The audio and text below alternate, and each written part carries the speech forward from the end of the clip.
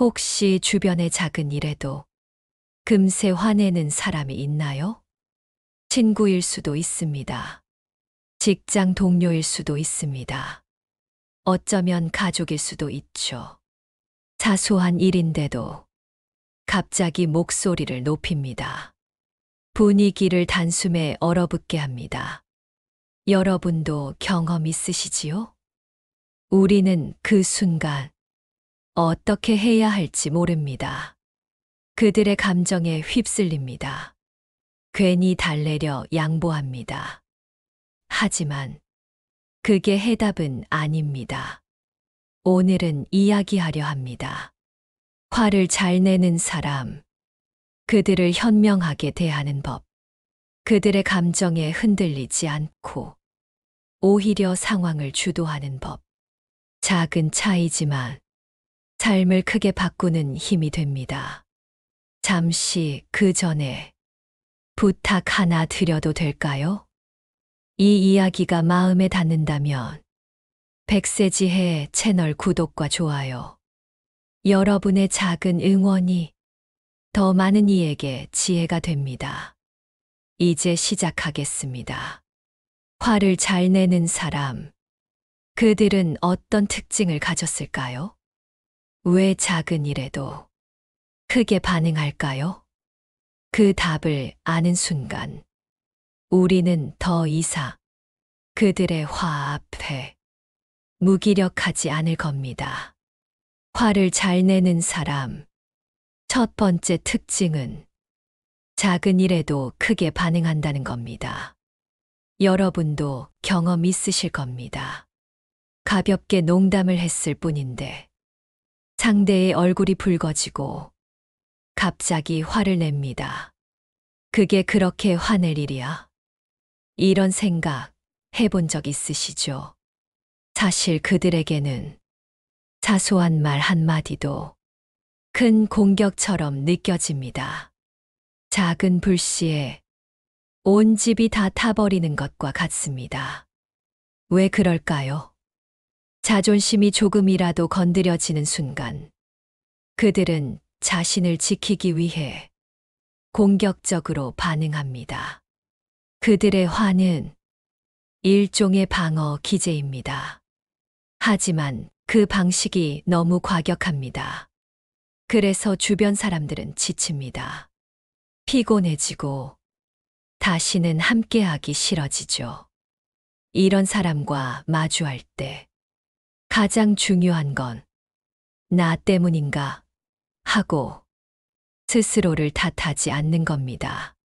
그들의 분노는 여러분 잘못이 아니라 그들 안의 불안과 두려움 때문입니다.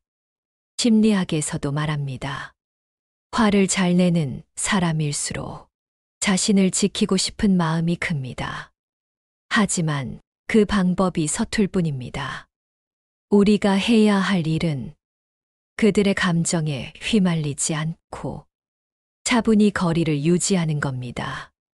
그렇게 해야 그들의 불길이 여러분에게 번지지 않습니다. 화를 잘 내는 사람, 두 번째 특징은 비난의 화살을 돌린다는 겁니다. 여러분도 이런 경험 있으시죠?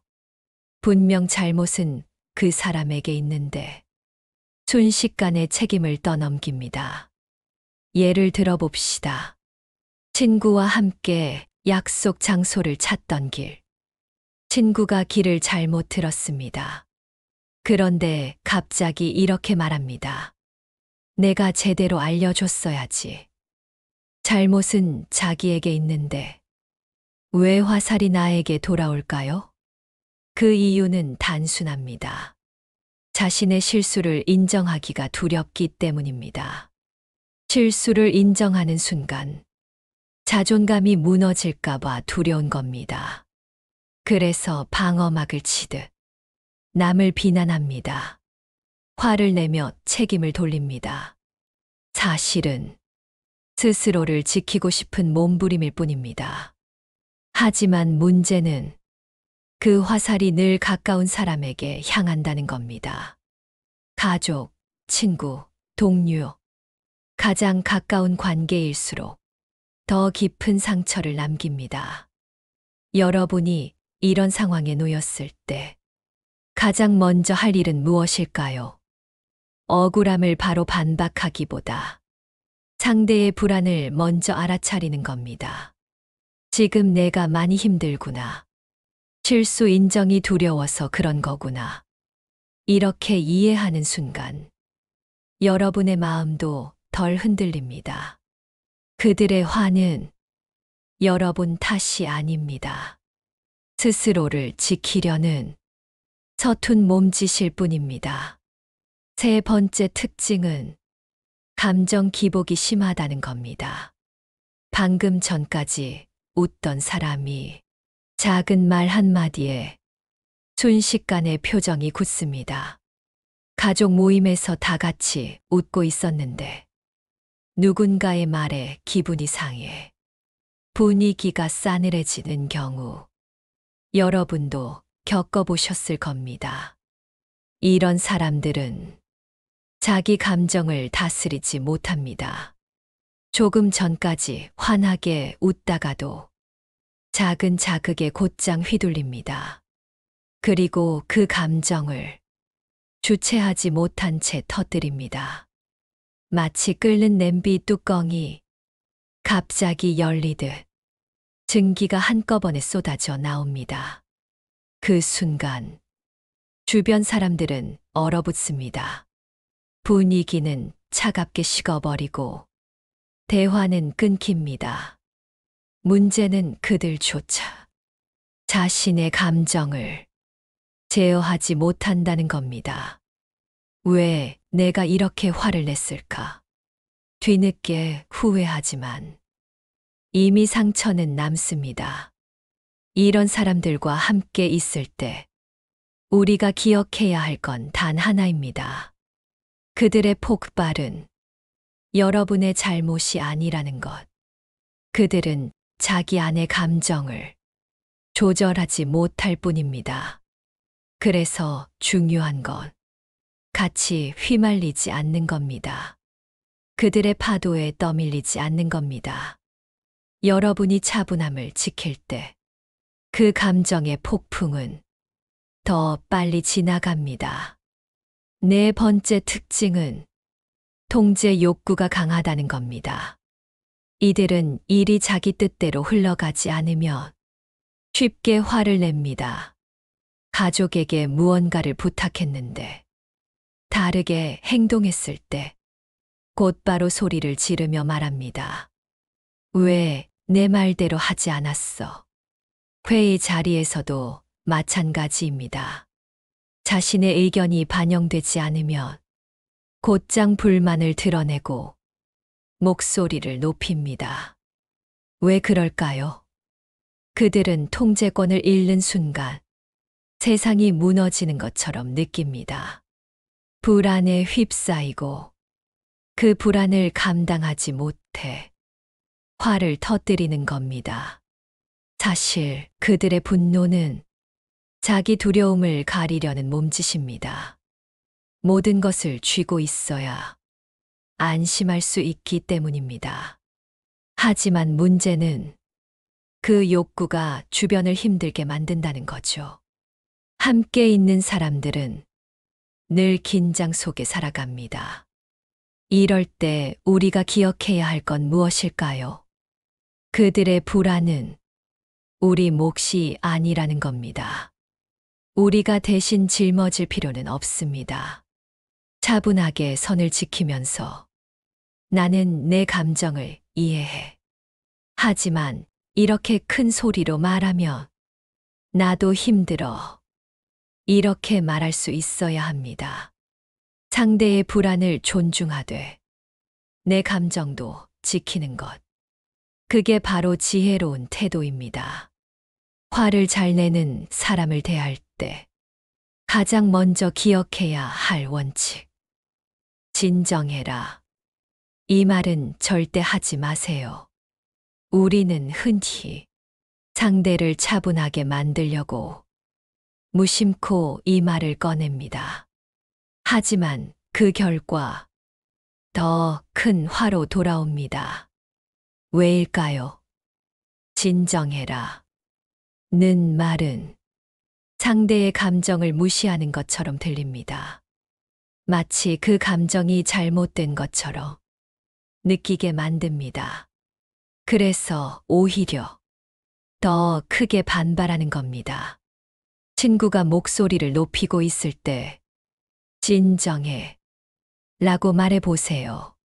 그 순간 대화는 더 꼬입니다. 불에 기름을 붓는 격이 됩니다. 그럼 어떻게 해야 할까요? 가장 중요한 건 상대의 감정을 인정하는 겁니다. 내가 너를 화나게 했다면 미안해. 그런 의도는 아니었어. 내가 힘든 것 같은데. 그 부분을 조금 더 얘기해 줄래? 이 한마디가 분노의 방향을 바꿉니다. 상대는 무시당하지 않았다고 느끼고 이야기를 들어주는구나 하고 깨닫습니다. 그 순간부터 마음이 풀리기 시작합니다. 심리학에서도 말합니다. 화를 낸 사람은 감정이 무시당할까 두려워합니다. 그래서 감정을 인정해 주는 것. 그게 가장 강력한 해결책입니다. 상대의 화가 꺼지도록 기다려주는 한마디. 조금 더 이야기해 줄래? 그 말이 불길을 잠재우는 물줄기가 됩니다. 화를 잘 내는 사람을 만나면 우리는 본능적으로 피하고 싶습니다. 그 자리를 떠나는 게 가장 편해 보이니까요. 하지만 조심해야 합니다. 아무 말 없이 떠나는 건 상대를 더 자극할 수 있습니다. 왜냐하면 그 순간 상대는 이렇게 느낍니다. 내 감정이 무시당했구나. 이 사람은 나와 대화할 생각이 없구나. 그러면 분노는 더 커집니다. 갈등은 오히려 깊어집니다. 그렇다고 계속 맞서 싸울 필요도 없습니다. 해답은 단순합니다. 떠나야 할 땐 이유를 말하고 떠나는 겁니다. 지금은 서로 감정이 너무 격한 것 같아. 잠시 시간을 갖고 나중에 차분하게 이야기하자. 이 한마디면 충분합니다. 상대는 무시당했다고 느끼지 않습니다. 대화의 의지가 있구나. 시간이 필요하구나 하고 이해합니다. 심리학에서도 강조합니다. 사람은 통제할 수 없는 상황에서 더 큰 감정 폭발을 일으킵니다. 따라서 왜 떠나는지를 알려주는 것. 그게 바로 상대의 불안을 줄여주는 방법입니다. 아무 말 없이 떠나는 것은 도망입니다. 하지만 이유를 말하고 거리를 두는 건 지혜로운 선택입니다. 갈등을 키우지 않고 오히려 해결로 이끄는 첫걸음이 됩니다. 세 번째 방법은 상대의 감정을 환기시키는 것입니다. 화를 잘 내는 사람은 자기 감정에 휘말려 있습니다. 그래서 왜 화를 내는지도 스스로 모를 때가 많습니다. 작은 일로 화가 터졌지만 사실은 다른 문제에서 온 감정이 겹쳐져 있을 수도 있습니다. 우리는 이것을 전이된 감정이라고 부릅니다. 예를 들어 봅시다. 작은 회사를 운영하는 사장님이 있었습니다. 평소엔 차분하고 침착했습니다. 그런데 어느 날 회의 중 사소한 보고 하나에 크게 화를 냈습니다. 왜 일을 이런 식으로 처리해? 사무실은 순식간에 얼어붙었습니다. 직원들은 숨조차 크게 쉬지 못했습니다. 그때 팀장이 조용히 다가가 사장에게 이렇게 말했습니다. 사장님, 오늘 무슨 안 좋은 일 있으셨어요? 기분이 많이 안 좋아 보이십니다. 순간 사장은 말을 잃었습니다. 분노가 완전히 사라진 건 아니지만 그 한마디가 마음을 건드렸습니다. 잠시 침묵 후 사장은 길게 한숨을 내쉬었습니다. 그리고 회의가 끝난 뒤 팀장을 따로 불렀습니다. 그는 털어놓았습니다. 업무 스트레스, 가정에서 쌓인 갈등, 개인적인 걱정들, 그 모든 것이 겹쳐져 작은 일에 폭발해 버린 거였습니다. 직원들에게 화낸 건 사실 전혀 다른 고통이 쌓인 결과였던 거죠. 여기서 중요한 건 결정적인 한마디였습니다. 오늘 무슨 안 좋은 일 있으셨어요? 이 질문은 단순한 말이 아닙니다. 상대의 감정을 다른 시각에서 바라보게 만드는 힘이 있습니다. 그들은 그 순간 깨닫습니다. 아, 내가 지금 화낸 이유가 이 상황 때문만은 아니구나. 심리학적으로도 이렇게 감정을 환기시키는 질문은 상대가 자기 감정을 다시 바라보게 합니다. 그리고 깨닫는 순간 그 감정은 힘을 잃습니다. 율곡 이인은 말했습니다. 정이 일어나거든 그것을 따르지 말고 깨달음으로 다스리라. 바로 이것입니다. 우리가 해야 할 일은 상대의 감정을 바로잡는 게 아닙니다. 스스로 깨닫도록 돕는 겁니다. 화는 막으려 하면 더 커집니다. 하지만 그 뿌리를 스스로 깨닫게 되면 조용히 꺼져갑니다. 그래서 화난 사람 앞에서 우리가 던져야 할 말은 명령이 아닙니다. 부드러운 질문입니다. 오늘 많이 힘들어 보인다.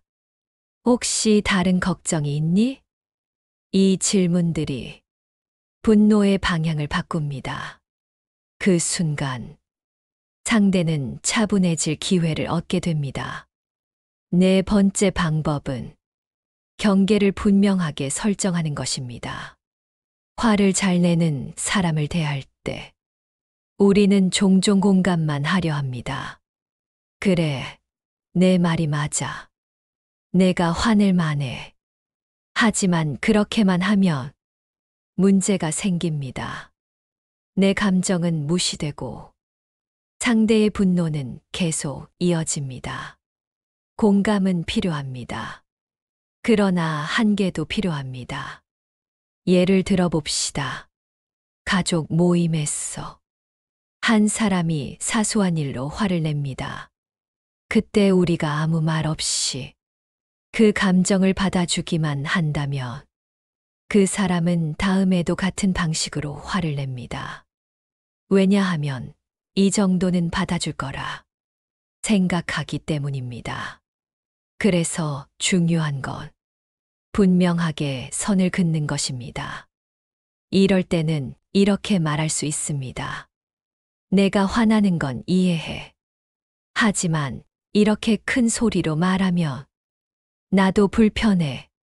이 한마디는 두 가지 효과가 있습니다.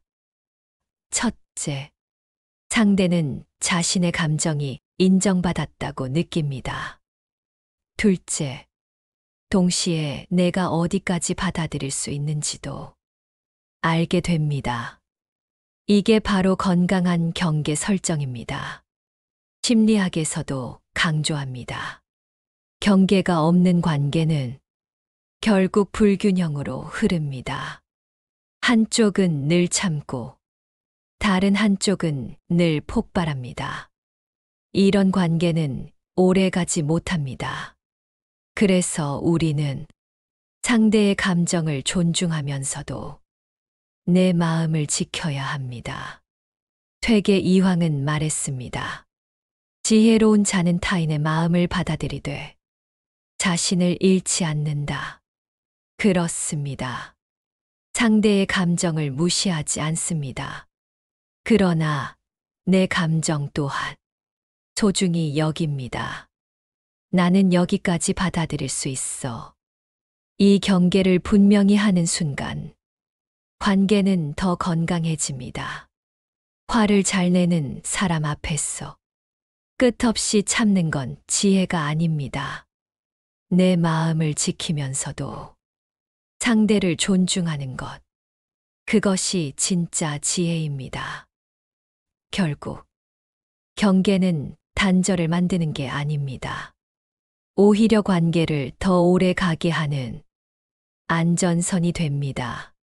마지막 5번째 방법은 감정을 인정하되 해결책을 함께 제시하는 것입니다. 화를 잘 내는 사람은 단순히 감정만 터뜨리는 게 아닙니다. 그 안에는 늘 불만과 걱정이 숨어 있습니다. 만약 우리가 그들의 감정을 그냥 들어주기만 한다면 어떻게 될까요? 그 순간은 지나갈 수 있지만 문제의 뿌리는 여전히 남아 있습니다. 그래서 필요한 건 감정을 인정한 뒤 구체적인 해결의 길을 함께 찾는 겁니다. 예를 들어 봅시다. 프로젝트 마감이 늦어졌습니다. 동료가 화를 내며 목소리를 높입니다. 왜 이렇게 일이 늦어지는 거야? 도대체 어떻게 된 거야? 이럴 때 우리가 내가 화나는 건 이해해.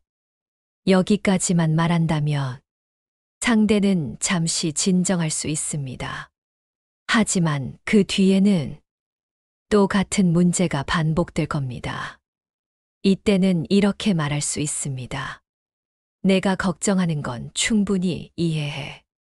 그러면 이 문제를 해결하려면 우리가 어떤 방법을 쓸 수 있을까? 같이 생각해 보자. 이 한마디는 상대의 감정을 존중하면서도 실질적인 대화로 이어가는 힘을 갖습니다. 심리학에서도 말합니다. 문제를 함께 해결한다고 느낄 때 사람은 감정을 더 쉽게 내려놓습니다. 첫째, 상대는 존중받는다고 느낍니다. 내 기분만 달래주는 게 아니구나. 진짜 문제 해결을 하려 하는구나. 둘째, 갈등이 줄어듭니다.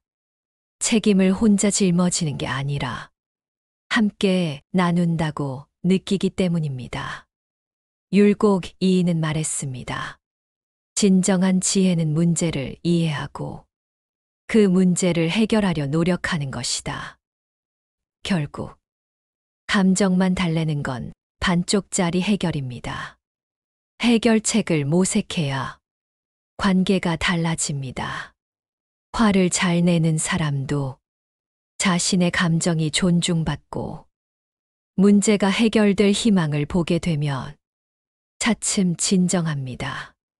그리고 신뢰가 자라납니다. 이 사람은 내 기분만 달래는 게 아니라 함께 길을 찾아주는구나. 그 깨달음이 관계를 더 단단하게 만들어줍니다.